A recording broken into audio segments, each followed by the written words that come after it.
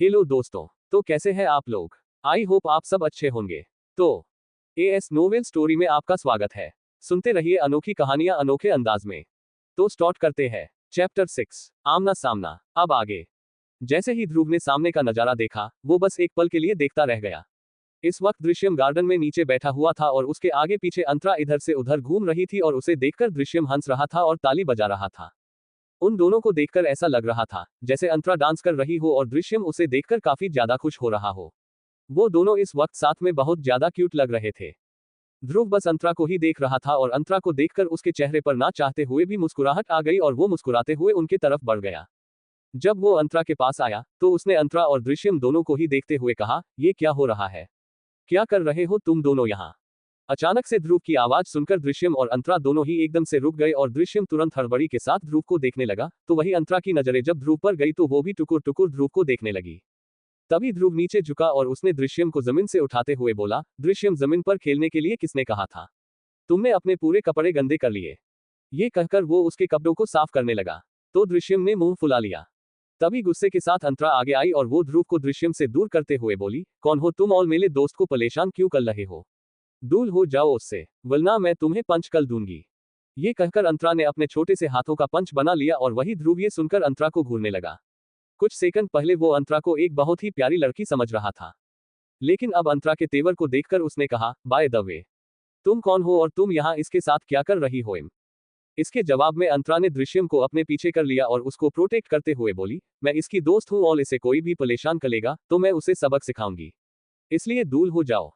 ये सुनकर ध्रुव ने अपनी भौहें चढ़ा ली और वो दृश्यम को घूरते हुए बोला, लेकिन मैंने सुना था कि तुम लड़कियों से दोस्ती नहीं करते, अब ये सब क्या है? ये सुनकर अंतरा ने मुंह बनाकर कहा, ये क्या कह रहे हो तुम? दृश्यम तो मेरा दोस्त है। इसके जवाब में ध्रुव ने कहा, तुम्हारा जो दोस्त है वो लड़कियों से दोस्ती नहीं करता और अब उसे मेरे साथ जाने दो। ये कहकर वो आगे बढ़ा और दृश्यम के हाथ को पकड़ने लगा, लेकिन तभी वापस से अंतरा ने चिढ़कर कहा, पल तुम हो कौन और तुम मेरे दोस्त को कहाँ लेकर जा रहे हो? छोड़ो उसे, तुम एक बुरे इंसान हो। मैं अपने दोस्त को तुम्हें अपने साथ लेकर जाने नहीं दूंगी। ये सुनकर ध्रुव रुक गया और वही दृश्यम ये सब देखकर धीरे से हंस रहा था। तभी ध्रुव की नजर उस पर गई। उसने दृश्यम को घूरते हुए कहा, दृश्यम हंसना बंद करो और बताओ इस लड़की से कि मैं कौन हूं तुम्हारा। ध्रुव की डांट सुनकर दृश्यम फिर जल्दी से अपने होश में आया और हड़बड़ी के साथ अंतरा से बोला, दोस्त रुक जाओ तुम। ये मेरे बड़े भाई हैं, इन्हें तुम मत डांटो और इन्हें पंच भी मत करना। ये मुझे परेशान नहीं कर रहे हैं, बल्कि ये तो मेरी बहुत केयर करते हैं। अंतरा ने जब ये सुन तो उसे हैरानी के साथ कहा, क्या ये तुम्हारे बड़े भाई हैं जिनकी तुम तारीफ कर रहे थे? पल तुम्हारे दूसरे बड़े भाई कहाँ है? तुम उनके बारे में भी बता रहे थे और तुम कह रहे थे कि वो बहुत खलूस है, पल वो तो मुझे कहीं दिखाई नहीं दे रहे हैं। ये कहकर अंतरा आसपास देखने लगी, तो वहीं ध्रुव ने जब ये सुन तो वो दृश्यम को घूरते हुए बोला, तो तुम उसके बारे में ऐसा बताते हो दूसरों से, क्या तुम्हें ऐसा बताना चाहिए? ये सुनकर दुष्यंत मुंह बनाकर कहा, मैंने जो सच था वही तो बताया। वो खड़ूस है और हमेशा गुस्सा करते रहते हैं, इसलिए मैंने अंतरा से वही बताया। पर आप मुझ पर जल्दी गुस्सा नहीं करते, इसलिए मैंने आपके बारे में अंतरा से सब कुछ अच्छा बताया है। ये सुनकर अंतरा ने मुंह बनाकर कहा, जो तुम्हारा दूसरा वाला बड़ा भाई है मैं उसे पंच कर लूंगी। अगर अब से वो तुम्हें परेशान करेगा और अगर तुम्हें वो डांटेगा तो मैं उसे सबक सिखाऊंगी। ये सुनते ही दृश्यम में तुरंत डरते हुए कहा, नहीं नहीं, तुम उन्हें कुछ भी नहीं कह सकती। अगर तुमने गलती से भी उन्हें कुछ भी कहा तो वो हम दोनों को नहीं छोड़ेंगे। वो बहुत गुस्से वाले हैं, वो किसी से नहीं डरते, यहाँ तक कि डैड भी उनसे डरते हैं। उनकी बात को कोई नहीं टालता, इसलिए सब उनके सामने चुप रहते हैं। तुम भी उनके सामने कुछ मत बोलना, वरना वो बहुत गुस्सा करेंगे। ये सारी बातें सुनकर अंतरा अब चिढ़कर बोली, क्या वो इतने ज्यादा बुरे हैं? मैं तो उनसे मिलूंगी भी नहीं, पल अगर वो तुम्हें परेशान करेंगे तब तुम मुझे जरूर बताना, मैं उन्हें जरूर सबक सिखाऊंगी। तुम फिक्र मत करना, मैं भी किसी से नहीं डरती और मैं तुम्हारे बड़े भाई से भी नहीं डरूंगी। ये सुनकर दृश्यम ने मुस्कुराकर कहा, थैंक यू, अगर तुम मेरे लिए स्टैंड लगी तो मैं भी तुम्हारे लिए स्टैंड लूंगा। मैं भी कभी किसी को तुमको परेशान करने नहीं दूंगा। ये सुनकर अंतरा ने हंसते हुए कहा, यहाँ सबको मैं परेशान करती रहती हूँ, कोई मुझे कैसे परेशान कर सकता है? ये सुनकर ध्रुव अंतरा को घूरने लगा और बोला, तो तुम इतनी छोटी हो और शैतानियां भी करती हो? ये सुनकर अंतरा की छोटी छोटी भौहें आपस में तन गई। वो ध्रुव की तरफ मुड़ी और बोली, हाँ मुझे शैतानियां करना पसंद है, क्या आपको कोई प्रॉब्लम है? अंतरा की ऐसी अकड़ भरी आवाज सुनकर ध्रुव ना चाहते हुए भी मुस्कुरा रहा था। अंतरा बहुत क्यूट लग रही थी, वो किसी छोटा डॉन की तरह उसके सामने खड़ी थी। तभी फिर दृश्यम ने कहा, भाई आप यहाँ क्यों आए हैं? क्या मैं थोड़ी देर और अंतरा के साथ नहीं खेल सकता? इसके जवाब में ध्रुव ने कहा, नहीं अब हमें वापस घर जाना है, क्योंकि सभी वापस घर जा रहे हैं। ये कहकर उसने दृश्यम के हाथ को पकड़ लिया। लेकिन तभी अंतरा ने दृश्यम से उदासी के साथ कहा, तुम जा रहे हो, मैं तुम्हें मिस करूंगी, तुम्हारे साथ खेल कल मुझे बहुत अच्छा लगा। ये सुनकर दृश्यम भी उदास होकर बोला, मैं तुम्हें छोड़कर नहीं जाना चाहता, लेकिन मुझे अब जाना होगा, क्योंकि मैं अपनी फैमिली के साथ आया था और अब मेरी फैमिली जा रही है। I really miss you. ये कहकर वो ध्रुव के साथ जाने लगा। अंतरा की आंखों में आंसू आ गए। वो इतने कम वक्त में ही दृश्यम से बहुत अटैक हो चुकी थी और अनाथ आश्रम में कोई भी बच्चा उसका दोस्त नहीं बनता था। लेकिन जिस तरह दृश्यम उसे ट्रीट कर रहा था और जिस तरह दृश्यम उसका दोस्त बन गया था, उससे अब उसे बहुत बुरा लग रहा था। इसलिए वो रोने लगी। उसके रोने की आवाज सुनकर ध्रुव के कदम रुक गए। वो पीछे मुड़ा तो अंतरा को रोते देख उसे कहीं ना कहीं अच्छा नहीं लगा। इसलिए उसने कुछ सोचकर कहा, तुम फिक्र मत करो, मैं तुम्हारे दोस्त को यहाँ वापस तुमसे मिलवाने के लिए जरूर लेकर आऊंगा। ये सुनते ही दृश्यम ने भी तुरंत कहा, भाई क्या आप सच कह रहे हैं? क्या आप मुझे अंतरा से मिलवाने के लिए यहाँ लेकर आएंगे? इसके जवाब में ध्रुव ने कहा, हाँ वो तुम्हारे लिए रो रही है, इसलिए मैं कोशिश करूंगा कि तुम्हें यहाँ लेकर आ सकूं।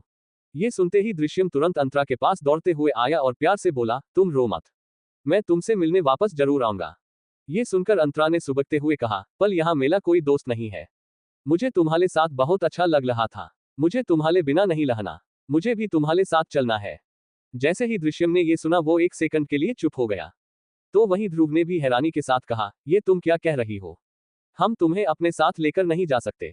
इसके जवाब में अंतरा अभी कुछ कहती, उससे पहले ही दृश्यम ने कहा, लेकिन हम क्यों नहीं इसे अपने साथ लेकर जा सकते?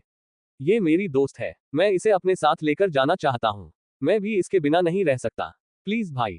ये सुनकर ध्रुव ने अब हल्के गुस्से में कहा, दृश्यम बेवजह की जिद बंद करो, तुम्हें पता है ना कि ये पॉसिबल नहीं है।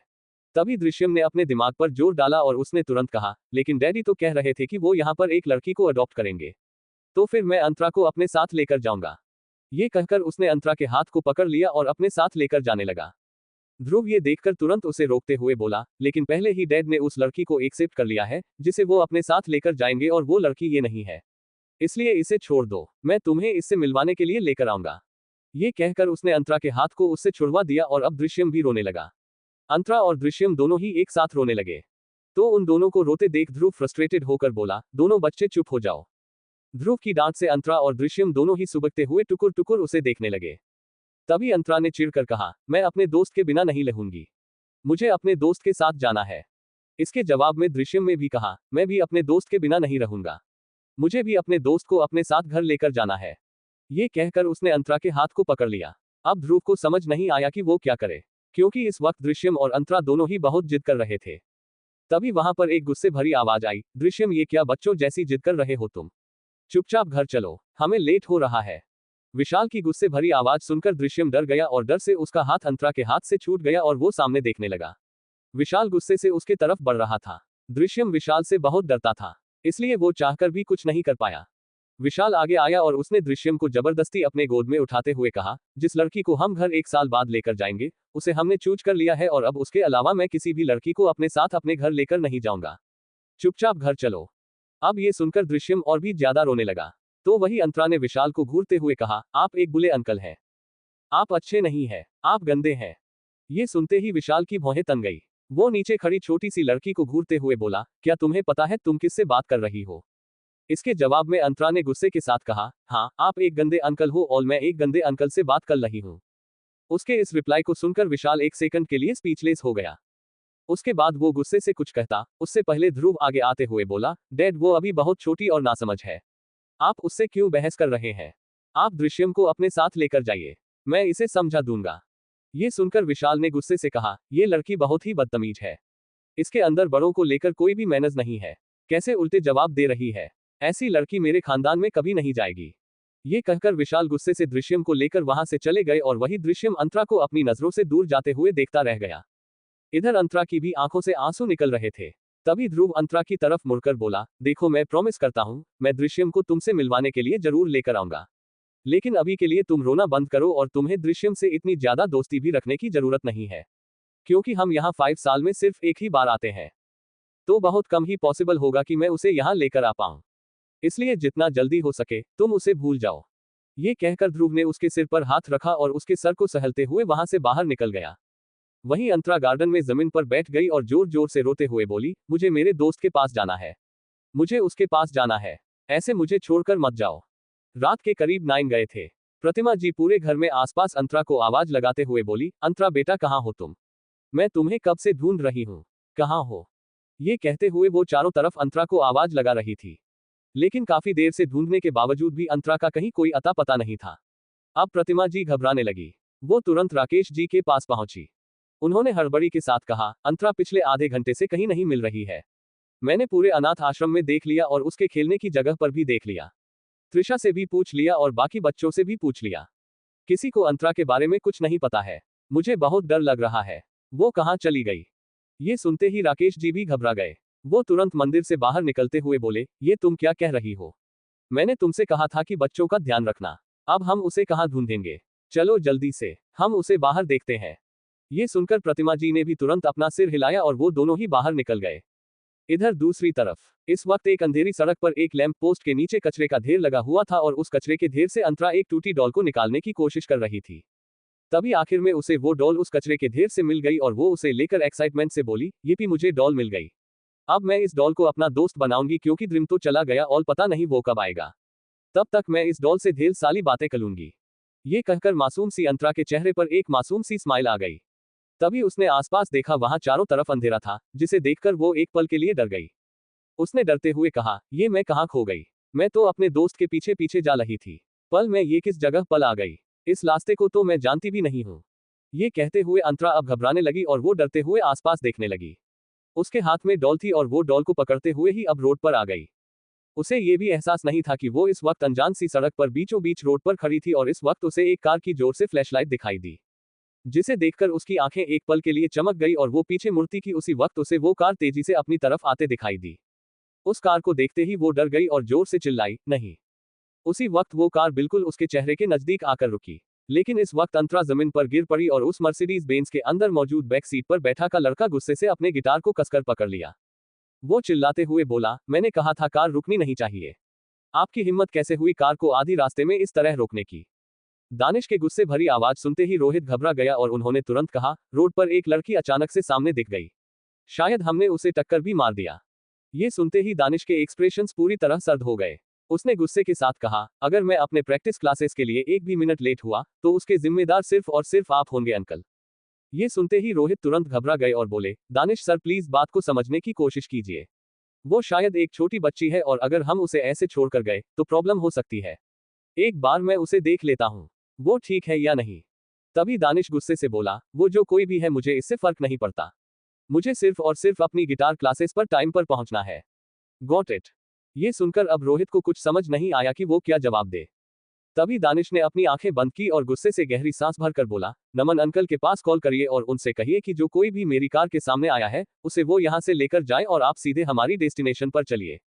ये सुनते ही रोहित को अब ठीक लगा। वो तुरंत अपना सिर हिलाए और हड़बड़ी के साथ फोन निकालकर नमन के पास कॉल कर दिए और कुछ ही वक्त में वो कार को लेकर वहां से जाने लगे। दानिश उस वक्त गिटार पर अपनी ट्यून सेट कर रहा था और वही रोड पर अपनी डॉल के साथ अंतरा बेहोश पड़ी थी। दानिश जब उसके तरफ से गुजरा तब अचानक से उसके एक्सप्रेशंस बदल गए। उसने जैसे ही पीछे उस अनजान लड़की को देखने के लिए अपनी नजरें घुमाई पर इस वक्त कार स्पीड के साथ वहां से निकल गई और उसने वापस से अपनी नजरें फेर ली। वही अंतरा रोड पर अभी भी उसी तरह पड़ी हुई थी कि उसके 5 मिनट बाद वहां एक और कार आकर रुकी, जिसमें से नमन बाहर निकले और अंतरा को अपनी गोद में उठाकर वहां से लेकर निकल गए। ये चैप्टर समाप्त हुआ। कमेंट में बताना। एंड गाइस कमेंट्स आए थे तभी मैंने आज उनका आमना सामना दिखाया, हालांकि वो ज्यादा आमना सामना नहीं था पर कल होगा असली वाला। सो कमेंट में बताना। अब स्टार्ट करते हैं चैप्टर 7, दरिंदगी। अब आगे। इधर दूसरी तरफ अनाथालय में इस वक्त वहां अंतरा को चारों तरफ ढूंढा जा रहा था। अब राकेश जी भी बहुत ज्यादा परेशान हो गए। उन्होंने परेशान होकर कहा, मुझे अब पुलिस को बुलाना होगा, क्योंकि अब पुलिस ही अंतरा को ढूंढने में हमारी मदद कर सकती है। ये सुनकर प्रतिमा जी ने रोते हुए कहा, तो आप किसका इंतजार कर रहे हैं?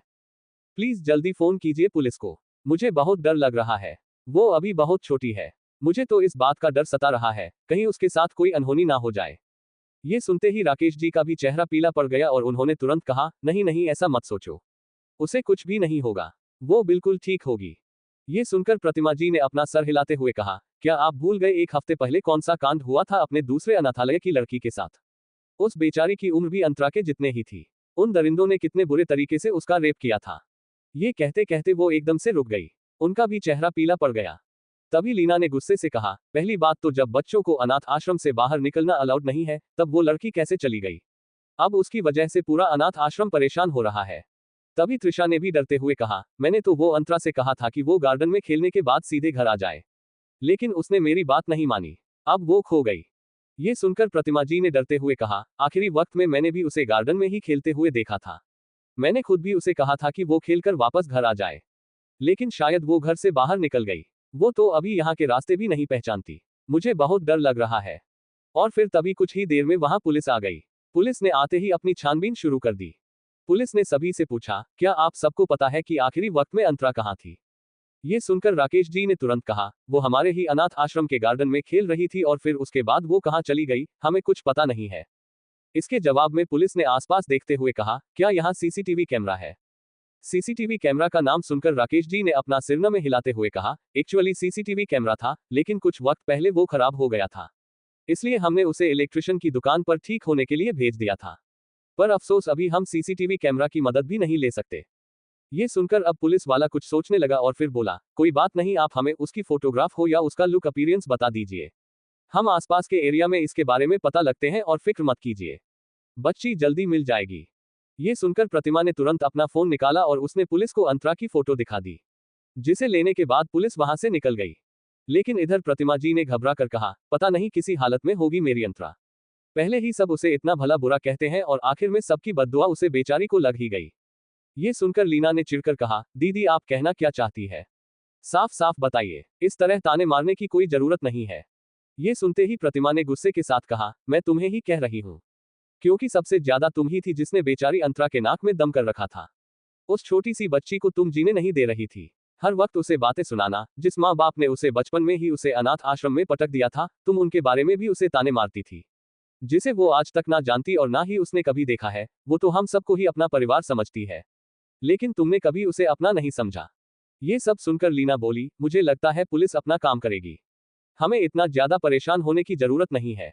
अंतरा आसपास ही गई होगी, पुलिस बहुत जल्द उसे ढूंढ लेंगे। ये सुनकर प्रतिमा जी मंदिर की तरफ जाते हुए बोली, मुझे नहीं पता, लेकिन मुझे मेरी अंतरा जल्दी वापस चाहिए। मैं भगवान से प्रार्थना करूंगी कि वो मुझे मेरी अंतरा को दे दे। ये कहकर वो वहां चली गई। तो वही राकेश जी भी अब किसी सच में डूब गए। इधर दूसरी तरफ ओबरॉय पैलेस में सभी घर वापस आ चुके थे और इस वक्त विवेक और सुरेखा सोफे पर बैठे हुए थे और आपस में अनाथालय के बारे में कुछ बात कर रहे थे। तभी वहां पर रोली की आई और सभी से बोली, डिनर सर्व हो चुका है, प्लीज चलकर सभी डिनर कर लीजिए। वहां सोफे पर बैठे विशाल जो अपने लैपटॉप में कुछ काम कर रहे थे, वो अपनी जगह से उठते हुए बोले, मुझे भूख नहीं है। ये कहकर वो जाने लगे तो रोली जी ने उन्हें रोकते हुए हिचकिचाकर कहा, विशाल जी आपने सुबह भी कुछ नहीं खाया था, प्लीज खा लीजिए ना। मुझे नहीं लगता कि दानिश कल से पहले यहाँ आने वाला है। ये सुनकर विशाल ने गुस्से में कहा, मुझे पहले ही इसके बारे में पता है और मैंने ही उसे कुछ इंपॉर्टेंट काम दिया है, जिसे करने के लिए वो यहाँ से दूर है। ये सुनते ही रोली ने ना समझी में कहा, ऐसा कौन सा काम दिया है आपने उसे, और ध्रुव भी मुझे दिखाई नहीं दे रहा है, क्या आपने उसे भी यहाँ से भेज दिया? इसके जवाब में विशाल ने कहा, रोली तुम्हें पता है ना कि हमारा ओबरॉय अंपायर कितना बड़ा है और इस बड़े से अंपायर के कितने सारे दुश्मन हैं, और अगर हम अभी से ही अपने बच्चों को उस काबिल नहीं बनाएंगे तो वो आगे चलकर हमारे इस अंपायर को नहीं संभाल पाएंगे।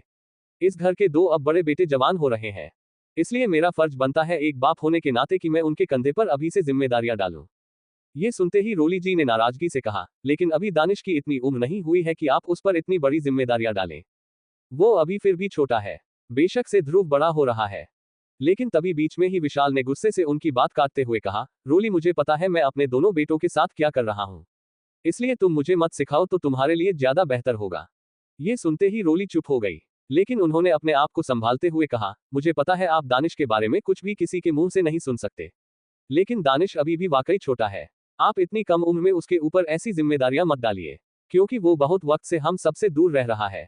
अगर वो और भी ज्यादा हम सबसे दूर रहेगा तो आगे चलकर वो पत्थर दिल बन जाएगा, वो हम सब पर कोई ध्यान नहीं देगा और कहीं ऐसा ना हो आगे चलकर वो आपको ही। अभी रोली अपनी बात पूरी कर पाती उससे पहले ही विशाल गुस्से से चिल्लाते हुए बोला, अब अगर तुमने एक शब्द भी अपने मुंह से निकाला तो मुझसे बुरा तुम्हारे लिए कोई नहीं होगा। घर की बहू हो तो सिर्फ बहू बनकर रहो, मर्दों को सिखाने की जरूरत नहीं है तुम्हें। जो चूड़ियां अपने हाथ में डाली है सिर्फ इस हद तक रहो। दानिश मर्द है और आगे चलकर वो मर्द बनेगा, उसे तुम अपने पल्लू में बांधकर नहीं रख सकती, समझी तुम? विशाल के चिल्लाने से रोली की आंखों में आंसू आ गए और वो तुरंत वहां से अपने कमरे की तरफ चली गई। विवेक और सुरेखा ये सब कुछ बस चुपचाप देख रहे थे। विशाल गुस्से से वहां से जाने लगे, लेकिन तभी विवेक ने उन्हें रोकते हुए कहा, विशाल मुझे पता है कि तुमने रोली को कभी पसंद नहीं किया, लेकिन इसका ये मतलब नहीं कि तुम हर वक्त उस बेचारी को इस तरह नीचा दिखाते रहोगे। वो तुमसे प्यार करती है और तुम्हारे 3 बच्चों की माँ है। तुम्हें इस तरह उसके साथ नहीं करना चाहिए। इसके जवाब में विशाल ने गुस्से के साथ कहा, मैंने इसे जो मांगा था इसने वो दिया नहीं, फिर किस हक से ये मुझसे बात करती है। आप सब ने सिर्फ मेरी शादी इससे बिजनेस के समझौते के तौर पर करवाया था। इससे ज्यादा मेरा इसके साथ कोई लेना देना नहीं है। इससे ज्यादा आप मुझसे कोई भी उम्मीद मत रखिए। ये कहकर वो वहां से सीधे स्टडी रूम की तरफ निकल गया, तो वही विवेक और सुरेखा एक बार फिर से खामोश हो गए। तभी सुरेखा ने नाराजगी के साथ कहा, बस इन्हीं सब की वजह से आज मेरा सालगिरह मनाने का दिल नहीं हुआ और ना ही मैं अब कुछ भी मनाऊंगी। इस तरह बच्चों में लड़ाइयां देखकर मुझे तकलीफ होती है।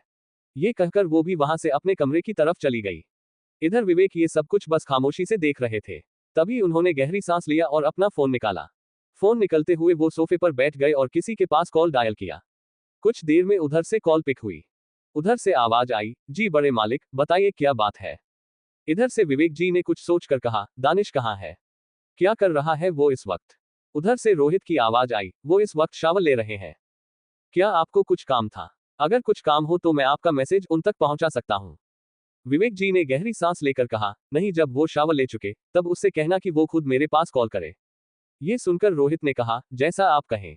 विवेक ने अपना फोन कट कर दिया और खुद से बोले, मुझे कुछ ना कुछ तो करना पड़ेगा, वरना अभी से दानिश जिस तरह इस घर से दूर रह रहा है, आगे चलकर हम सबके लिए ही बुरा साबित हो सकता है। क्योंकि दानिश ध्रुव या दृश्यम के जैसे नहीं है, वो उन दोनों से बहुत अलग है और इसी उम्र में उसे मुझे ही संभालना होगा।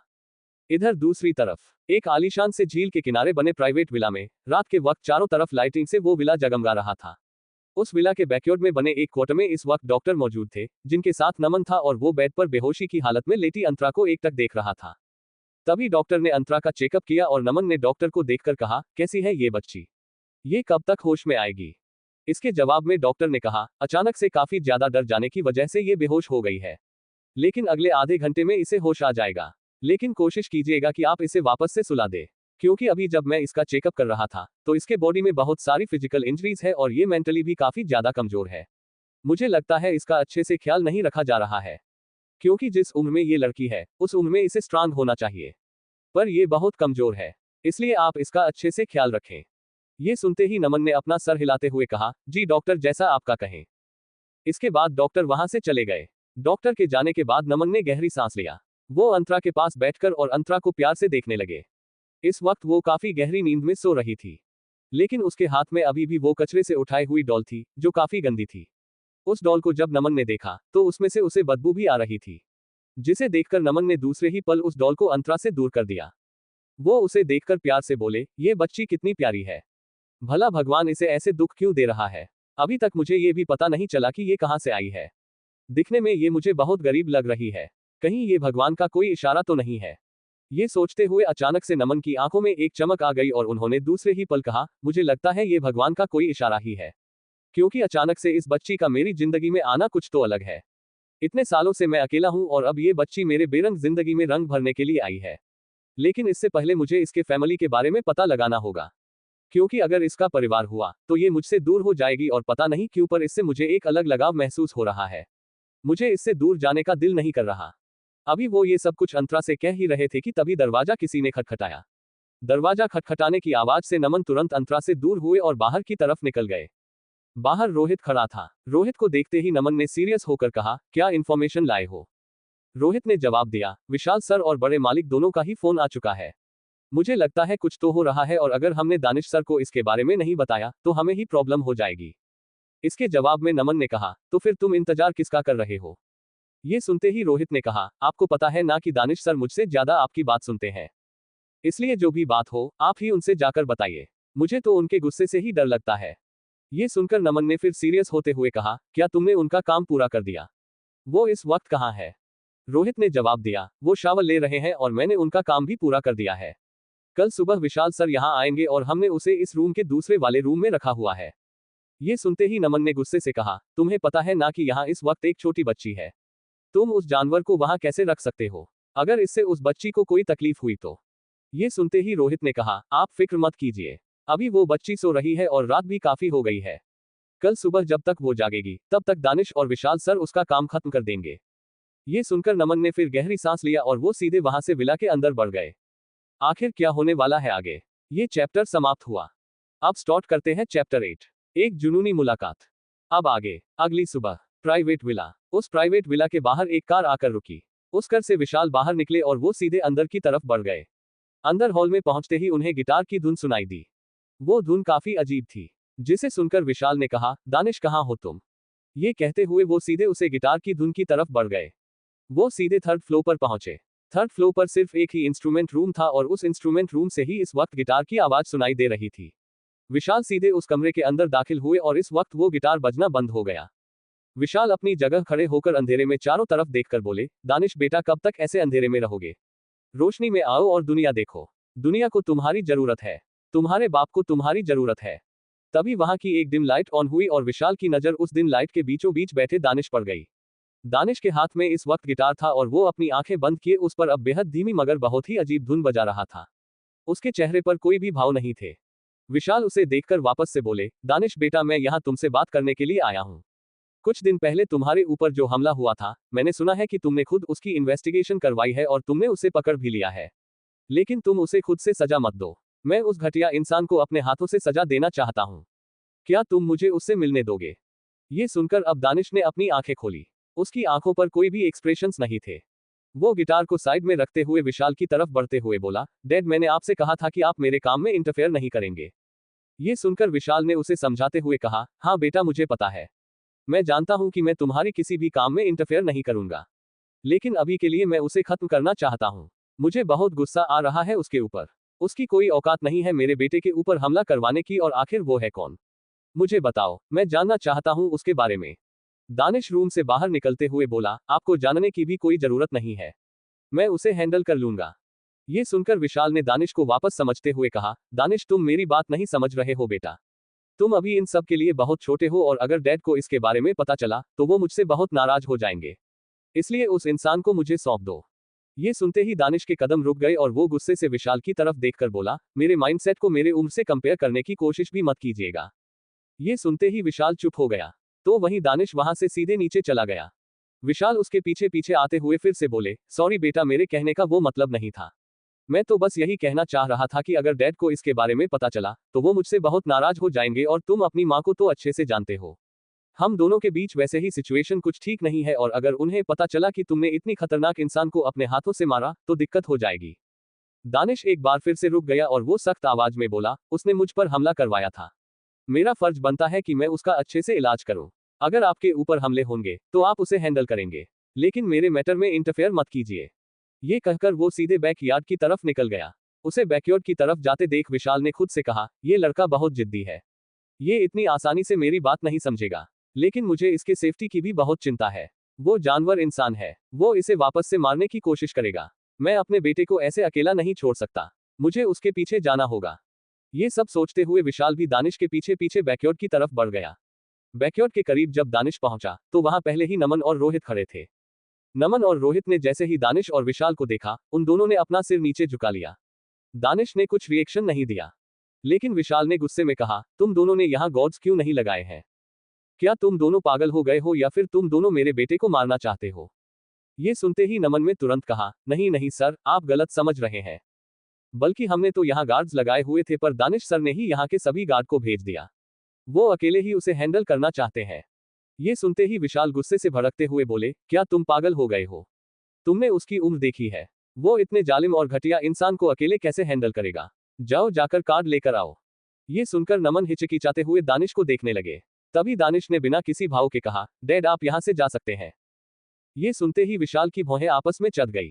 उसने कहा, दानिश ये तुम क्या कह रहे हो? मैं यहाँ तुम्हारी मदद के लिए आया हूँ और तुम्हें घर वापस लेकर जाऊंगा मैं, क्योंकि घर में सभी तुम्हारा इंतजार कर रहे हैं। इसके जवाब में दानिश ने बिना किसी भाव के कहा, dad I said leave me. मुझे अभी आपकी कोई बात नहीं सुननी।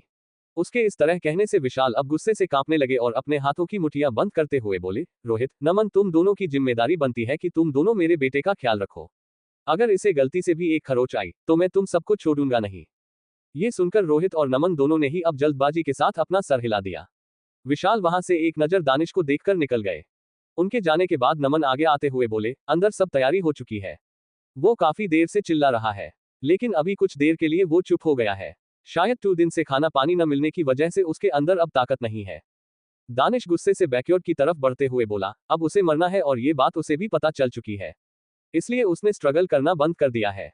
ये सुनकर रोहित और नमन दोनों एक दूसरे को देखने लगे और दानिश सीधे उस बैकयार्ड के अंदर बढ़ गया। उसके जाते ही रोहित ने नमन को घूरते हुए कहा, नमन वो लड़की कहाँ है जिसे तुम कल रात अपने साथ लेकर आए थे? इसके जवाब में नमन ने कहा, वो कमरे में सो रही होगी। जब से मैं यहाँ आया हूँ तब से मैं कमरे में नहीं गया। मैं नहीं चाहता कि मैं उसे डिस्टर्ब करूँ। वैसे भी कल डॉक्टर ने जिस तरह से उसकी कंडीशन बताई थी मुझे उस बच्ची के लिए काफी बुरा लग रहा है। तभी रोहित ने मुंह बनाते हुए कहा, तुम इतना ज्यादा क्यों ध्यान दे रहे हो उस बच्ची पर?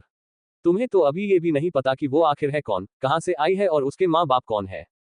ये सुनकर नमन ने मुस्कुराकर कहा, मैंने कल रात को ही इसके बारे में सब पता लगा लिया। वो एक अनाथ है और वो ओबरॉय के ट्रस्ट पर जो अनाथालय चलता है उसी की मेंबर है। उसके माँ बाप बचपन में ही उसे अनाथालय में छोड़ गए थे। आज तक कोई भी फैमिली उसे अडॉप्ट करने नहीं आई। शायद भगवान ने उसे मेरे लिए छोड़ा हुआ था और अब वो मेरे पास आ गई। ये सुनते ही रोहित हैरान हो गया और हैरानी से बोला, क्या ये तुम क्या कह रहे हो? कहीं तुम उसे खुद अडॉप्ट करने के बारे में तो नहीं सोच रहे हो? ये सुनकर नमन ने मुस्कुरा कर कहा, हाँ मैं सोचने के साथ साथ पेपर भी रेडी करवा लिए हैं।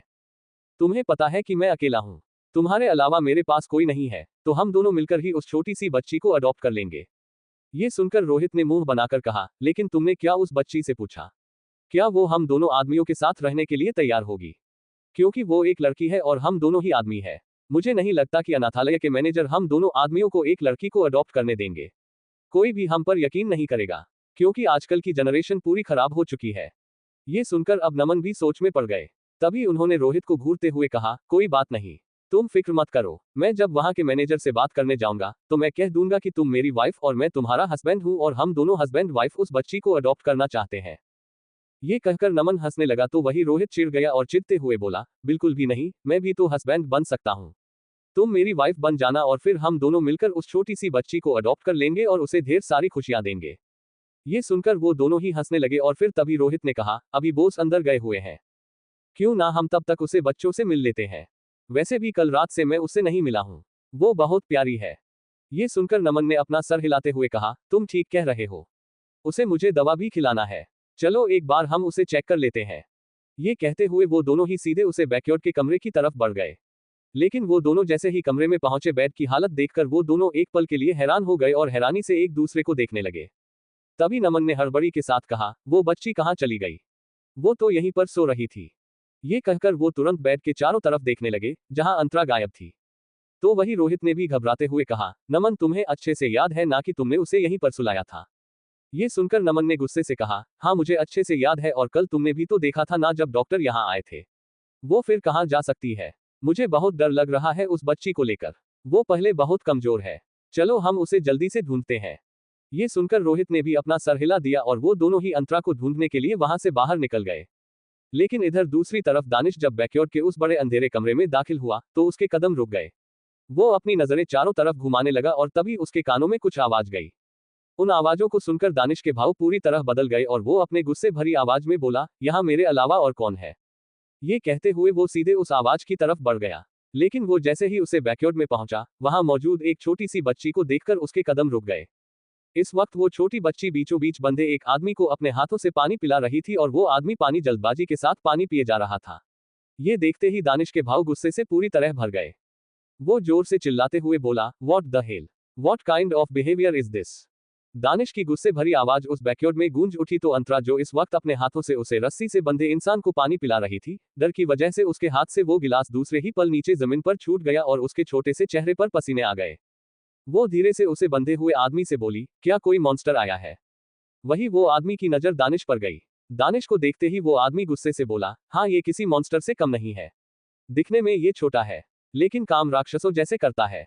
तुम यहाँ से चली जाओ। तुमने मुझे पानी पिलाया इसके लिए बहुत बहुत शुक्रिया, पर मैं तुम्हारे इस पानी का कर्ज नहीं उतार सकता क्योंकि मुझे पता है कुछ वक्त में मैं मरने वाला हूँ। ये सुनकर अंतरा ने मासूमियत के साथ अपना सरनामे हिलाया और बोली, नहीं मैं आपको छोड़कर कहीं नहीं जाऊंगी। अभी तो मैंने आपको खाना भी नहीं खिलाया। आप बहुत भूखे हैं ना? जब मैं यहाँ आई थी तब आप बहुत जोर जोर से चिल्ला रहे थे। आपको बहुत प्यास भी लगी थी, पल मैं आपको वापस से पानी पिलाऊंगी। ये कहकर वो नीचे ग्लास को इधर उधर ढूंढने लगे और तभी उसकी नजर एक लेदर शूज पर गई, जिसके सामने ही गिलास गिरा हुआ था। अंतरा का चेहरा अभी भी नीचे झुका हुआ था और वो अपने घुटनों के बल छोटे छोटे कदमों से चलते हुए उस ग्लास के तरफ पहुंची। लेकिन वो जैसे ही उस ग्लास को अपने छोटे से हाथों से पकड़ी, इस वक्त उस लेदर शूज ने उस ग्लास पर एक जोर की लात मारी। वो ग्लास दूर जाकर गिरा। ये देखते ही अंतरा जोर से चिल्लाई, मैंने कितने मुश्किल से उस ग्लास को ढूंढा था, वो फिर से खो गया। ये आपने ठीक नहीं किया। ये कहकर अंतरा ने मुंह फुलाते हुए अपना छोटा सा सिर ऊपर उठाया। लेकिन जैसे ही उसने ऊपर देखा, उसकी नजर दानिश की गुस्से भरी नजरों से मिली और दानिश की गुस्से भरी नजरों को देखते ही अंतरा एक पल के लिए सहम गई और वही दानिश ने जब अंतरा को देखा तो एक सेकंड के लिए वो बिल्कुल खामोश रह गया। तभी अंतरा तुरंत जमीन पर पीछे की तरफ खिसकते हुए बोली, आप कौन हो और आप मुझे ऐसे गुस्से में क्यों देख रहे हो? आप बहुत डरावने हो, आपने मेरे ग्लास को फेंक दिया, आप बुरे हो। ये कहते हुए अंतरा लगातार पीछे खिसकने लगी। वहीं दानिश ने जब उसकी आवाज सुनी तो वो एक सेकंड के लिए अपने प्रेजेंट में वापस आया। वापस आते ही वो गुस्से से दांत पीसकर बोला, who the hell are you? तुम्हारी हिम्मत कैसे हुई मेरे प्राइवेट एरिया में घुसने की? ये कहते हुए दानिश अब अपने तेज कदमों से सीधे अंतरा की तरफ बढ़ा और उसने झुककर अंतरा के छोटे छोटे पैरों को झटके के साथ अपने दोनों हाथों से पकड़ लिया। इसी के साथ अंतरा जोर से चिल्लाई, नहीं मुझे मत मारो। ये छपते समाप्त हुआ। क्या करेगा दानिश अब अंतरा के साथ? So guys here we go. अब स्टार्ट करते हैं chapter 9। You are silly girl. अब आगे। अंतरा ने जोर से चिल्लाते हुए कहा, नहीं मुझे मत मारो। और उसी वक्त दानिश उसकी आंखों में घूरने लगा। अंतरा की बड़ी बड़ी आंखों में इस वक्त डर भरा हुआ था और वो बस डरते हुए ही दानिश को देख रही थी। दानिश उसकी आंखों में ध्यान से देखते हुए अपनी ठंडी आवाज में बोला, कौन हो तुम?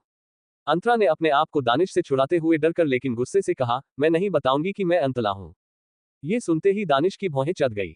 वो अपने सामने मौजूद छोटी सी लड़की को घूरने लगा, जो उसे ऐसे जवाब दे रही थी। दानिश ने अपने हाथों की मुठ्ठियां बनाई और गुस्से से बोला, अगर तुमने मेरी बातों का जवाब नहीं दिया तो तुम्हें बहुत पछताना पड़ेगा। ये सुनकर अंतरा की आंखें बड़ी बड़ी हो गई। उसने दानिश को ऊपर से नीचे तक घूरा और फिर उसने पाउट बनाकर बंधे हुए इंसान की तरफ देख बोली, काले शक्ल वाले अंकल ये कौन है? और ये मुझसे ऐसी बात क्यों कर रहे हैं? दानिश उसे उस इंसान से बात करते देख अपनी भौहें चढ़ाते हुए बोला, मैं तुमसे बात कर रहा हूं। तुम्हारी हिम्मत कैसे हुई मेरे सामने किसी और से बात करने की? अचानक से अंतरा डर गई। वो तुरंत पीछे की सरकने लगी। लेकिन दानिश ने एक बार फिर से उसके पैरों को पकड़ अपने करीब खींच लिया। अंतरा झटके साथ दानिश के सीने से टकराई और दानिश एक सेकंड के लिए फिर से खामोश रह गया। बंधा हुआ इंसान ये सब कुछ बस देख रहा था और वो दानिश को भी काफी गौर से देख रहा था। दानिश को देखते हुए उसने अंतरा को देखा। तभी अंतरा अपने सिर को पकड़ ली और जोर जोर से चिल्लाते हुए बोली, अह, मुझे लग गई, मुझे दर्द हो रहा है, मुझे चोट लग गई। ये कहकर वो अपने छोटे से सिर को सहलाने लगी। तभी दानिश उसकी ये बात सुनकर अपने होठों को भींचते हुए बोला, ओवर रिएक्ट करना बंद करो। ये कह उसने उसके छोटे से चेहरे को अपने एक हाथ में पकड़ा और उसके सिर की तरफ ध्यान से देखने लगा। वहां कोई चोट नहीं थी। जिसे देखकर दानिश ने अंतरा को गुस्से भरी नजरों से घूर कर बोला, यू आर रियली ड्रामेटिक। ये सुनते अंतरा का मुंह बन गया। वो गुस्से से मुंह फुलाकर अपनी जगह से उठते हुए बोली, आप बुले हो, मुझे आपसे कोई बात नहीं करनी। ये कह उसने दानिश से ऐसे मुंह फुला लिया जैसे कि वो दानिश को बहुत पहले से जानती हो और उसके ऐसे मुंह फुलाने से दानिश उसे मनाएगा, लेकिन दानिश उसे खड़ा होकर घूरने लगा। अंतरा अपने तिरछी नजरों से दानिश को देख बोली, अब जब तक आप मुझे आइसक्रीम नहीं दोगे तब तक अंतला आपसे बात नहीं करेगी। ये सुनते ही दानिश की आंखें छोटी हो गई और उसने कहा, क्या तुम्हें पता है तुम किसको ऑर्डर दे रही हो? अंतरा ने भी मुंह फुलाकर कहा, मुझे पता है पल मैं नहीं बताऊंगी जब तक कि आप मुझे आइसक्रीम लाकर नहीं दोगे। ये सुन दानिश उसे अजीब नजरों से घूरते हुए बोला, आर यू मैड? तुम क्या एक एबनॉर्मल चाइल्ड हो? अंतरा को ये बात समझ नहीं आई। उसने कंफ्यूजन में अपना छोटा सा सिर हाँ में हिला दिया। ये देख दानिश अब अपनी भौहें सिकोड़ते हुए बोला, आई न्यू इट, बट तुम्हें ऐसे बाहर क्यों छोड़ा गया है? तुम्हें इस वक्त मेंटल असाइलम या फिर हॉस्पिटल में होना चाहिए। अंतरा को फिर से कुछ समझ नहीं आया। उसने वापस से मासूमियत के साथ कहा, ओके आप मुझे वहां लेकर चलिए, पल आइसक्रीम दे दो। ये सुनकर दानिश ने उसे घूरते हुए कहा, क्या तुम मुझे अपना सर्वेंट समझती हो? जब से मेरे सामने आई हो तब से मुझे ऑर्डर दिए जा रही हो। ये सुनकर अंतरा ने अपने छोटे छोटे हाथ को कमर पर रख दिया और दानिश की आंखों में आंखें डालते हुए बोली, मैंने आपसे आइसक्रीम मांगी, आपने मुझे आइसक्रीम नहीं दिया, ऊपर से मेरे सिल में चोट भी लगा दिया और अब आप मुझे ही डांट रहे हैं। आप बहुत बुले हो, गंदे हो, अब अंतला आपसे बात नहीं करेगी। ये कह उसने फिर से मुंह फेर लिया। दानिश उसे अब खामोशी से देखने लगा। उसने कुछ सेकंड तक कोई रिएक्शन नहीं दिया। लेकिन तभी अंतरा ने अपने पैर पटकते हुए गुस्से से कहा, अंतला को आइसक्रीम चाहिए, आइसक्रीम चाहिए, आइसक्रीम चाहिए। वो जोर जोर से चिल्लाने लगी। उसके चिल्लाने की आवाज से दानिश के एक्सप्रेशंस बिगड़ गए। वो गुस्से से बोला, मुझे शोर पसंद नहीं, सो जस्ट शट अप। लेकिन अंतरा उसकी बातों को पूरी तरह इग्नोर करते हुए और भी ज्यादा चिल्लाते हुए बोली, अंतला को भूख लगी, अंतला को आइसक्रीम चाहिए, अंतला को आइसक्रीम चाहिए। दानिश उसके चिल्लाने से आगे बढ़ा और उसे बाजू से कसकर पकड़ते हुए बोला, जस्ट शट अप। अगर तुमने एक बार भी आवाज निकाली तो मुझसे बुरा कोई नहीं होगा। ये सुनकर अंतरा दानिश को एक सेकंड के लिए देखने लगी, लेकिन दूसरे ही पल वापस से दानिश के मुंह पर चिल्लाते हुए बोली, अगर आपने मुझे आइसक्रीम नहीं दिया तो मैं आपको पंच कर दूंगी। ये सुनते ही दानिश के एक्सप्रेशन पूरी तरह काले पड़ गए और वो अंतरा को ऊपर से नीचे तक घूरने लगा। एक छोटी बच्ची उसको पंच करने की बात कर रही थी। अंतरा ने अपने छोटे से हाथों का पंच भी बना लिया और उसे दानिश को दिखाने लगी। उसने कहा, आपको पता है इस पंच को जब मैं अपने आश्रम में सब बच्चों को दिखाती हूँ तो सब मुझसे बहुत डर जाते हैं, आप भी डरो मुझसे। ये कह वो अपने पंच को इधर से उधर घुमाने लगी और दानिश को डराने लगी। लेकिन दानिश उसकी बेवकूफियां को कुछ सेकंड तक देखता रहा और आखिर में वो उसके छोटे से पंच को अपने बड़े से हाथ में पकड़ लिया। अंतरा का हाथ उसके बड़े से हाथ में कहीं गायब हो गया और दानिश ने उसे घूरते हुए कहा, you know what you are a silly. ये सुनकर अंतरा ने मुंह फुलाकर कहा, पल मैं तो आपको डला रही थी, आपको डलना चाहिए ना मुझसे। प्लीज डलिए और मेरा हाथ छोड़िए। ये कहकर वो अपना हाथ छुड़ाने लगी, लेकिन दानिश ने उसके छोटे से हाथों को नहीं छोड़ा और वो बस उसकी आंखों में देख रहा था। तभी अंतरा गुस्से से चिल्लाते हुए बोली, मेरा हाथ छोड़िए, अगर आपने मेरा हाथ नहीं छोड़ा तो मैं। ये कहते हुए उसने कुछ सोचा और वो आगे बढ़ी और अपने छोटे छोटे दांतों से दानिश के हाथों पर बाइट करने लगी। ये देखते ही दानिश का चेहरा अब पूरी तरह सख्त हो गया और उसने अंतरा के छोटे से चेहरे को पीछे से पकड़ अपने हाथों से दूर करते हुए गुस्से से बोला, हाउ डेयर यू। तुम्हारी हिम्मत कैसे हुई दानिश ओबरॉय को बाइट करने की। अंतरा ने मुंह फुलाकर कहा, आपने भी तो मेरे हाथ को पकड़ रखा है, इसलिए जब तक आप मेरे हाथ को नहीं छोड़ोगे मैं आपको इसी तरह काटूंगी। ये कह वो वापस से अपने दांत को इधर से उधर चलाने लगी। लेकिन दानिश ने आखिर में गहरी सांस लेकर बोला, किस पागल खाने से आई हो तुम, और तुम्हें यहां आने की परमिशन किसने दी। ये कह वो गुस्से से आवाज लगाते हुए बोला, रोहित अंकल, नमन अंकल, क्या आप दोनों यहाँ हैं। लेकिन तभी अंतरा ने मुंह फुलाकर कहा, मैं तो अपने दोस्त के घर जा रही थी, मुझे नहीं पता मैं यहाँ कैसे आ गई। पल जब मैं सोकर जगी तो मुझे भूख लग गई, इसलिए मैं यहाँ पल आई और जब यहाँ आई तो ये काले शक्ल वाले अंकल पानी के लिए चिल्ला रहे थे, मैं उनको पानी पिलाने लगी, पल आपने मुझे डांट दिया, जिससे मैं उन्हें पानी नहीं पिला पाई और फिर आपने मुझे आइसक्रीम भी नहीं दिया, आप बहुत बुरे हो। ये कह अंतरा ने अपना मुंह फुला लिया। तो वही अंतरा के मुंह से फिर से अपने लिए काले शक्ल वाले अंकल सुनकर उस आदमी की भौहें चढ़ गई। वो गुस्से से अंतरा को घूरने लगा, लेकिन दानिश उसे काफी गौर से देख रहा था और वो उसकी ये सारी बात सुनकर कुछ सोचकर बोला, तुम अपने किस दोस्त के घर जा रही थी। ये सुनते अंतरा ने एक्साइटमेंट के साथ कहा, वो मेरा बेस्ट फ्रेंड है, मैं उसके साथ बहुत खेलती हूँ। दानिश ने दांत पीसकर कहा, मैंने तुम्हारे दोस्त का नाम पूछा है ना कि तुम क्या करती हो उसके साथ। अंतरा का मुंह बन गया। उसने दानिश को टुकुर टुकुर देखते हुए चिढ़कर कहा, खलूस कहीं के। दानिश ने अपने आप को कंट्रोल करते कहा, तुम पहली ऐसी लड़की हो जो मेरे आगे इतना बोल रही है, वरना कोई मेरे आगे इस तरह नहीं बोलता और ना ही मुझे ऐसे उल्टे जवाब देता है, और अब अगर तुमने बोलना बंद नहीं किया तो तुम्हारे लिए बहुत बुरा हो जाएगा। दानिश के धमकाने से भी अंतरा को फर्क नहीं पड़ा। उसने मुंह बनाकर कहा, मैंने उसके साथ डांस किया, मैंने उसकी हेल्प की, मैंने उसे किटी कैट से भी बचाया, पल उसके डैडी ने मुझे डांटा और मुझे अपने साथ लेकर नहीं गए, इसलिए मैं उसके पीछे उसके घर जाने लगी, पल फिर पता नहीं मैं कैसे यहाँ आ गई। ये कहते हुए वो अपना सिर खुजाने लगी। तो वही दानिश उसकी ये सारी बातें सुनकर अपने हाथों की मुठिया बनाते हुए बोला, मैंने तुमसे ये डिटेल नहीं मांगी, मैंने सिर्फ इतना पूछा कि तुम किस दोस्त के घर जा रही थी, अपन नाम बताओ मुझे। ये सुनकर अंतरा ने गुस्से से कहा, मैं उसका नाम भूल गई। ये सुनते ही दानिश अब उसे घूर कर देखने लगा और बोला, व्हाट, क्या तुम उसका नाम भूल गई। अंतरा ने मासूमियत से अपना सिर हिलाते हुए कहा, हाँ मैं उसका नाम भूल गई, पल मैंने उसके साथ जो जो किया वो सब कुछ मुझे याद है, पल नाम नहीं याद आ रहा है। ये कहकर वो अपने छोटे से उंगली को अपने दिमाग पर रख ली और सोचने की एक्टिंग करने लगी। तो वही दानिश उसे गौर से देखने लगा और आखिर में गहरी सांस लेकर बोला, she is a really silly girl. ये कह वो वापस गुस्से से चिल्लाया, रोहित अंकल, क्या आप दोनों बाहर हैं। और फिर उसी वक्त नमन और रोहित दोनों ही हड़बड़ी के साथ अंदर आते हुए बोले, जी सर हम बाहरी थे, क्या हुआ, कुछ जरूरत है आपको। लेकिन ये कहते कहते जैसे ही नमन और रोहित की नजरें अंतरा पर गई जो इस वक्त दानिश के पास खड़ी थी। अंतरा को देखकर वो दोनों हैरान हो गए। नमन ने तुरंत घबराते हुए कहा, ओ नो, ये बच्ची यहाँ पर है और हम इसे पूरे विला में ढूंढ रहे हैं। तभी रोहित ने भी डरते हुए कहा, पर ये दानिश सर के पास क्या कर रही है। क्या आपने कल दानिश सर को बताया था कि आप इसे यहाँ लेकर आए हैं, बहुत प्रॉब्लम हो जाएगी, जल्दी से हमें उसे यहाँ लाना होगा। ये सुनकर नमन ने तुरंत दानिश को देखा, लेकिन दानिश की एक्सप्रेशंस खराब थे और वो बस गुस्से से नमन और रोहित को ही देखे जा रहा था। तभी नमन ने हिचकिचाते हुए कहा, दानिश सर वो एक्चुअली। तभी दानिश उनकी बात बीच में ही रोकते हुए बोला, आपको सफाई देने की जरूरत नहीं है, बस आप मुझे इतना बता दीजिए कि ये लड़की कौन है, कहां से आई है और मेरे विला में क्या कर रही है। ये सुनते ही नमन चुप हो गया और वो रोहित को देखने लगा। रोहित ने तुरंत अपना नामे हिला दिया और वो अपने कदम पीछे ले लिया। ये देखकर नमन ने दांत पीसकर कहा, हमेशा सही वक्त पे तुम मेरा साथ छोड़ते हो। ये सुनकर रोहित ने मुंह बना लिया तो नमन ने आखिर में गहरी सांस लिया और बोला, वो दानिश सर, कल जिस गाड़ी से आपका एक्सीडेंट हुआ था उसे कार से ये बच्ची टकराई थी, काफी देर हो गया था इसलिए मैं इसे अपने घर नहीं लेकर जा पाया और यही विला में ही लेकर आ गया। ये सुनते ही दानिश के एक्सप्रेशन बदल गए और वो अपनी सख्त निगाहों से अंतरा को देखने लगा। अंतरा मुंह फुलाकर टुकुर टुकुर चारों तरफ ही देखे जा रही थी, वहां क्या चल रहा था उससे उसका कोई लेना देना नहीं था। लेकिन दानिश उसे गौर से देखकर अब नमन से गुस्से से बोला, क्या आपने इसके बारे में मुझे कल बताया? क्या आपको पता भी है कि पागल लड़की यहाँ क्या कर रही है? ये सुनते ही नमन ने अब उस आदमी को देखा। उस आदमी को देखते ही नमन डर गए और वो तुरंत अंतरा की तरफ आते हुए बोले, ओ नंबर, मुझे नहीं पता था कि ये यहाँ अंदर चली आएगी। मुझे माफ कर दीजिए दानिश सर, मैं इसे अभी लेकर जा रहा हूँ और इसे अब कभी आपकी नजरों के सामने भी नहीं आने दूंगा। ये कहकर नमन तुरंत अंतरा को अपनी गोद में उठा लिया, लेकिन नमन की गोद में आते ही अंतरा ने कसमसाते हुए कहा, अंकल आप कौन है?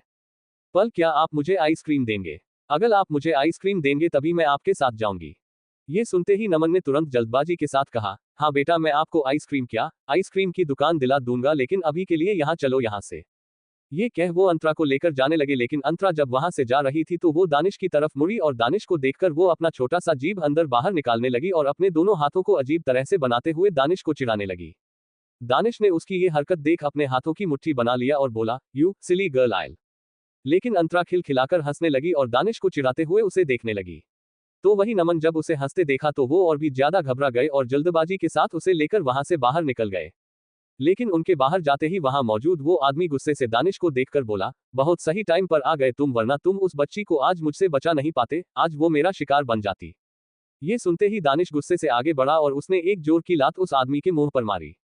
उसके लात पड़ते ही वो आदमी जमीन पर जा गिरा और उसके मुंह के कोने से खून निकलने लगा।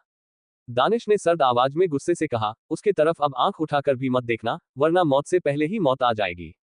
ये सुनते ही वो आदमी गुस्से से दानिश को घूरने लगा। तो वहीं दूसरी तरफ अंतरा ने मुंह फुलाते हुए नमन से कहा, अंदर जो थे वो बहुत बुले थे, वो गंदे हैं, मैं उनसे बात नहीं करूंगी, उन्होंने मुझे डांट दिया, मिले सिल पल चोट भी लग गई, पल उन्होंने मुझे आइसक्रीम नहीं दिया। ये कह भी अंतरा ने अपने छोटे से होठों का पाउट बना ली। तो वही उसकी ये बात सुनकर रोहित ने जल्दबाजी के साथ कहा, बेटा प्लीज, वो हमारे सर है, आप उन्हें गलती से भी ऐसे शब्द मत बोलिए वरना हमें लेने के देने पर जाएंगे। लेकिन ये सुनकर अंतरा ने चिल्लाते हुए कहा, मैं बोलूंगी वो बुले हैं, वो गंदे हैं। ये सुनते ही अब नमन और रोहित दोनों ही हैरान हो गए और हैरानी से अंतरा को देखने लगे। ये चैप्टर समाप्त हुआ। अब स्टार्ट करते हैं इस वीडियो के लास्ट चैप्टर को, चैप्टर 10 टू मच एंगर। अब आगे। नमन और रोहित ने जैसे ही उसकी ये बात सुनी वो दोनों हैरान हो गए और हैरानी से अंतरा को देखते हुए बोले, बेटा ये सब तुम क्या कह रही हो? बहुत बड़ी प्रॉब्लम हो जाएगी अगर दानिश सर ने तुम्हारे मुंह से ऐसी बातें सुनी तो। लेकिन अंतरा ने मुंह फुलाकर कहा, पल मैंने गलत क्या बोला है? मुझे उनसे डर नहीं लगता। तभी रोहित ने कहा, नमन मुझे लगता है कि इसे हमें यहाँ से जल्द लेकर जाना होगा, वरना प्रॉब्लम हो जाएगी। क्योंकि मैंने अभी अंदर देखा दानिश सर काफी गुस्से में लग रहे थे और अगर विशाल सर को पता चला तो शायद वो इस बच्ची को भी नहीं छोड़ेंगे। ये सुनकर नमन ने कहा, तुम ठीक कह रहे हो रोहित, हमें जल्द ही इसे अपने घर लेकर जाना होगा। ये कहकर वो दोनों ही वहां से जाने को हुए। लेकिन तभी नमन का फोन रिंग हुआ। नमन ने अपना फोन निकाला और फोन पर शो हो रहे नाम को देखकर नमन तुरंत रोहित से बोला, विशाल सर का फोन आ रहा है। रोहित ने हड़बड़ी के साथ कहा, पूछो उनसे क्या कह रहे हैं वो, क्योंकि मुझे डर है कहीं उन्हें इस बच्चे के बारे में पता तो नहीं चल गया। ये सुनकर नमन ने अंतरा को रोहित की गोद में दिया और बोले, तुम इसे लेकर जाओ, मैं बात करके आ रहा हूं। ये कहकर नमन कॉल पिक करके दूसरी तरफ चला गया और इधर रोहित की गोद में अंतरा थी, लेकिन वो मुंह फुलाकर रोहित को ही देख रही थी। तभी रोहित ने मुस्कुरा कर कहा, बेटा आपका नाम क्या है? अंतरा ने चिढ़कर कहा, मेरा नाम अंतला है। ये सुनकर रोहित ने मुस्कुराते हुए कहा, बहुत प्यारा नाम है। ये कहकर रोहित ने प्यार से अंतरा के गाल पर किस कर लिया। लेकिन अंतरा इससे भगते हुए बोली, आपने मेरे गाल पर किसी क्यों ली? मुझे ये पसंद नहीं, मैं अपने आश्रम में किसी को भी किसी नहीं देती। ये सुनकर रोहित ने तुरंत कहा, सॉरी बेटा, मुझे नहीं पता था कि आपको ये सब पसंद नहीं है, मुझे ऐसा लगा कि आप बहुत क्यूट है, इसलिए मैंने आपके गाल पर किस्सी ली। I am sorry. ये सुनकर अंतरा ने मुंह फुलाकर कहा, सॉरी मत बोलिए, मुझे आइसक्रीम लाकर दीजिए, मुझे कब से भूख लगी है। ये सुनकर रोहित ने तुरंत कहा, बेटा थोड़ी देर रुक जाओ, जैसे ही नमन अंकल आएंगे वैसे ही हम घर जाएंगे, उसके बाद मैं अपने हाथों से आपके लिए डिनर बनाऊंगा, ओके। लेकिन ये सुनकर अंतरा ने ना समझी में कहा, क्या आप मुझे वापस से आश्रम लेकर जाएंगे? मैं अपनी प्रतिमा आंटी और बाबा को मिस कर रही हूँ। अनाथ आश्रम की बात सुनकर रोहित अब कुछ सोचने लगा और उसने कुछ सोचकर कहा, एक्चुअली बेटा अभी के लिए तो आपको हम अनाथ आश्रम नहीं लेकर जा सकते। अभी के लिए आप हमारे साथ रहो। ये सुनकर अंतरा ने कुछ देर तक सोचा और फिर एक्साइटमेंट के साथ बोली, इसका मतलब आप मुझे अपने घर लेकर जाएंगे? क्या वो घर बहुत बड़ा है? उसकी ये बात सुनकर रोहन उसे ध्यान से देखने लगा। कहीं ना कहीं उसे ये बात समझ आ गई कि अनाथ आश्रम में रहने की वजह से उस छोटी सी बच्ची के बहुत सारे ऐसे सपने थे जो शायद पूरा करना चाहती थी और उनमें से एक सपना था बड़े घर में रहना। रोहित उसे ध्यान से देख रहा था और फिर आखिर में उसने मुस्कुराते हुए कहा, बेटा वो महल जितना बड़ा तो नहीं है लेकिन काफी खूबसूरत है। जहां मैं और तुम्हारे नमन अंकल रहते हैं। लेकिन जब तुम वहां रहने लगोगी तो तुम जो कुछ भी चाहोगी वहां सब कुछ कर सकती हो। हम तुम्हारे लिए वहां सारी फैसिलिटीज कर देंगे। क्या तुम अब वहां रहना चाहती हो? रोहित की ये सारी बातें अंतरा काफी ध्यान से सुन रही थी और आखिर में उसने अपनी आंखें बड़ी बड़ी करते हुए कहा, ओके मैं वहां रहूंगी, पल आप मुझे वहां खेलने के लिए बहुत सारे टॉयज देना और मुझे बाबी डॉल चाहिए जैसे मैंने दुकानों में देखी है। पल प्रतिमा आंटी कहती है कि वो बहुत महंगी है इसलिए मैं कभी डॉल्स के साथ नहीं खेल पाती। पल क्या आप मुझे महंगी महंगी डॉल्स दिलाओगे? रोहित को अंतरा की हालत देखकर काफी ज्यादा तरस आया और उसने प्यार से कहा, जरूर बेटा मैं तुम्हें बहुत महंगी महंगी डॉल्स दिलाऊंगा। तुम्हारी सारी ख्वाहिशों को पूरा करूंगा। ये सुनकर अब अंतरा एक साइड के साथ रोहित के सीने से लगाती, तभी वहां पर नमन आए। नमन को देखकर रोहित ने कहा, क्या हुआ नमन? क्या अब हम चले घर? इसके जवाब में नमन ने अपना से नाम मिलते हुए कहा, एक्चुअली सर ने कहा है कि राजा को किडनैप करने की वजह से आसपास दुश्मन बहुत बढ़ गए हैं। वो नहीं चाहते कि हम दानिश सर को अभी फिलहाल के लिए छोड़कर कहीं बाहर जाए। ये सुनकर रोहन ने हैरानी से कहा, क्या? लेकिन तुम्हें पता है ना कि सिर्फ हम दोनों अकेले नहीं है। यहाँ पर अब अंतरा भी हमारे साथ है। हम इसे यहाँ नहीं रख सकते वरना प्रॉब्लम हो जाएगी। इसके जवाब में नमन ने कहा, इसी बात की तो मुझे भी टेंशन हो रही है। अभी विशाल सर से हमने बताया भी नहीं है कि हमारे साथ एक बच्ची भी रह रही है। अगर उन्हें पता चलेगा तो वो बहुत नाराज होंगे। लेकिन हम उनके ऑर्डर को भी नहीं मना कर सकते। अगर हम घर वापस गए तो वो बहुत नाराज हो जाएंगे। इसलिए हमें उनकी बात माननी होगी। हमें यही रहना पड़ेगा। रोहित ने अब कुछ सोचते हुए कहा, लेकिन फिर अंतरा का क्या होगा? हम इसे यहाँ कैसे संभालेंगे? इसके जवाब में नमन ने अंतरा को एक नजर देखा और फिर अंतरा से प्यार से बोला, अंतरा बेटा क्या तुम यहाँ रहना पसंद करोगी? ये सुनकर अंतरा ने मासूमियत से एक नजर चारों तरफ देखा। वो विला बहुत ही ज्यादा बड़ा था और उस देखकर अंतरा ने एक्साइटमेंट से अपनी छोटी सी उंगली विला की तरफ पॉइंट आउट करते हुए बोली, मैं उस बले से घर में रहूंगी। उसकी ये बात सुनते ही नमन और रोहित हैरान हो गए और हैरानी से विला को देखने लगे। नमन ने धीरे से रोहित से कहा, अब हम क्या करें? वहां तो दानिश सर रहते हैं और दानिश सर के साथ अंतरा को अकेले छोड़ना सही नहीं है। दानिश सर को बच्चे बिल्कुल भी पसंद नहीं है। यहाँ तक कि वो अपने भाई के साथ भी ज्यादा टाइम स्पेंड नहीं करते और ये तो लड़की है। रोहित ने कुछ सोचा और बोला, हम विशाल सर के ऑर्डर को मना नहीं कर सकते और ना ही अभी के लिए अंतरा को खुद से दूर कर सकते हैं। इसलिए हमें उनकी बात माननी ही होगी। जहां बात रही विला में रहने की, तो दानिश सर ज्यादा से ज्यादा वक्त अपने गिटार क्लासेस और अपने बिजनेस स्टडीज में बताते हैं। वो बहुत कम ही विला में आते हैं। ज्यादा से ज्यादा वो सिर्फ रात को ही आते हैं। रात को उनके आने से पहले ही हम अंतरा को विला से सीधे बैकयार्ड में लेकर आएंगे और जब वो सुबह विला से चले जाएंगे तब हम अंतरा को विला में लेकर जाएंगे। इस तरह से अंतरा का भी विला में मन लगा रहेगा और दानिश सर को भी पता नहीं चलेगा कि हमने अंतरा को उनके ही विला में रखा हुआ है। ये सुनते ही नमन ने हैरानी से कहा, क्या तुम पागल हो गए हो? दानिश सर बहुत इंटेलिजेंट और स्मार्ट है। उन्हें 2 मिनट नहीं लगेगा पता करने में कि उनके विला में उनके अलावा और कौन कौन है। ये सुनकर रोहित ने मुंह बनाकर कहा, हाँ मुझे पता है वो बहुत स्मार्ट है। लेकिन मैं भी बहुत स्मार्ट हूँ। मैं अंतरा को बहुत अच्छे से उनसे हाइड करके रखूंगा। वो नहीं जान पाएंगे। इसलिए अब तुम ज्यादा दिमाग मत लगाओ। ये कहकर रोहित अंतरा से प्यार से बोला, अंतरा बेटा हम तुम्हें इस बड़े से विला में रखेंगे। अब तुम खुश हो? ये सुनते ही अंतरा खुशी से बोली, हाँ मैं बहुत खुश हूँ। अब मैं भी त्रिशा को बताऊंगी कि मैं एक बड़े से घर में रहती हूँ। जिससे वो मुझे अब चिल्लाएगी नहीं। मैं सबसे बताऊंगी जिससे सब मुझसे दोस्ती करेंगे। उसकी इस खुशी को सुनकर नमन और रोहित भी मुस्कुरा दिए। इसके बाद वो दोनों से वापस बैकयार्ड में अंतरा को लेकर आ गए। इधर दूसरी तरफ ओबरॉय पैलेस में दृश्यम के जोर जोर से रोने की आवाज गूंज रही थी। दृश्यम पूरे हॉल में रोते हुए इधर से उधर दौड़ रहा था। तो वही उसके पीछे सुरेखा जी और रोली दौड़ रही थी। सुरेखा परेशान होते हुए बोली, दृश्यम बेटा प्लीज चुप हो जाओ। तुम्हें इतना रोने की जरूरत नहीं है। तो वही रोली ने परेशान होकर कहा, मॉम मैंने आपसे पहले ही कहा था कि इसे चुप कराना इतना आसान नहीं होगा। ये जब किसी चीज की जिद करता है तो वो उसे पकड़ी रहता है और इसे बिगड़ा तो आप सब ने ही है। ये सुनकर सुरेखा जी ने कहा, लेकिन इस बार इसकी ये जिद जायज नहीं है। ये अगर खिलौने की जिद करता है तो हम इसे तुरंत मुंह मांगा खिलौना लाकर देते। लेकिन इस बार ये एक छोटी सी बच्ची की जिद कर रहा है। हम उसे यहाँ कैसे लेकर आ सकते हैं? तभी दृश्यम ने और भी ज्यादा रोते हुए कहा, नहीं मुझे अंतरा चाहिए। मैं उसके साथ ही खेलूंगा। मुझे वो चाहिए, उसे घर पर लेकर आओ। ये सुनकर अब रोली ने गहरी सांस लेकर कहा, मॉम मैं क्या सोच रही हूँ, क्या मुझे अनाथ आश्रम में कॉल करना चाहिए? अगर एक बार मैं कॉल करके अंतरा से दृश्यम की बात करवा दूं, तो शायद ये चुप हो जाए। अभी इसके जवाब में सुरेखा जी कुछ कह पाते उससे पहले ये गुस्से भरी आवाज उन सभी के कानों में गई, हरगिज नहीं। उस बच्ची का कोई जिक्र भी नहीं करेगा इस घर में, वरना मुझसे बुरा कोई नहीं होगा। विशाल की गुस्से भरी आवाज सुनते ही रोली और दृश्यम 1 सेकंड में चुप हो गए और वही विशाल ने अंदर अपने कदम बढ़ाए। दोस्तों आज के वीडियो में बस इतना ही। हम मिलेंगे अगली वीडियो में, बने रहिए एएस नोवेल स्टोरी के साथ। अभी तक आपने चैनल को सब्सक्राइब नहीं किया है, प्लीज वीडियो को लाइक करें, कमेंट करें, शेयर करें और चैनल को सब्सक्राइब अवश्य करें।